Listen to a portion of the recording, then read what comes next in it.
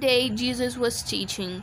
He is the master par excellence, even though he did not go through the philosophical schools of Greece or the religion schools of Jerusalem. Teaches not only to his disciples, but even the teachers of Israel. He scribes and doctors of the law. He is the master because he is the way, the truth, and the life. He came from the Father. He is the word of the Father. He is the only word of the Father, which says everything.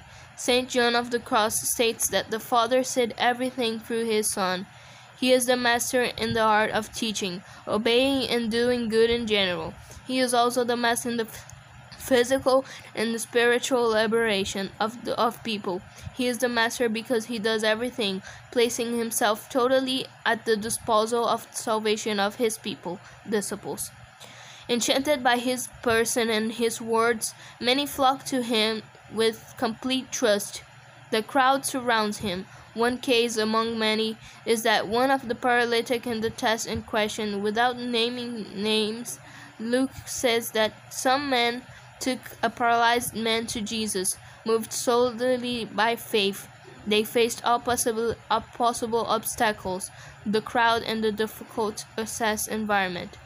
But they did not deviate from the proposed objective. They made the greatest effort, unroofed the house and reached Jesus. Encountering Christ is not as easy as one might imagine.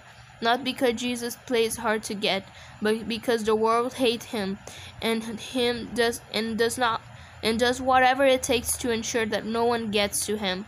Getting closer to Christ is danger for those who want to meet him. Continue in the darkness. However, the soul faces in themselves the same hatred that led Jesus to death. The master's first action was to free the inside of the paralytic. Healing must be, first of all, in the soul.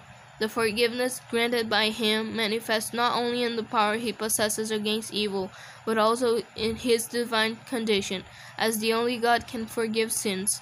Forgiveness is the most beautiful manifestation of love. Jesus clearly expresses himself through liberating attitude.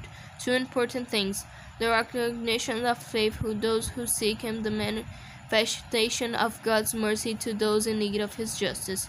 After the encounter with Christ, that new man came out praising God.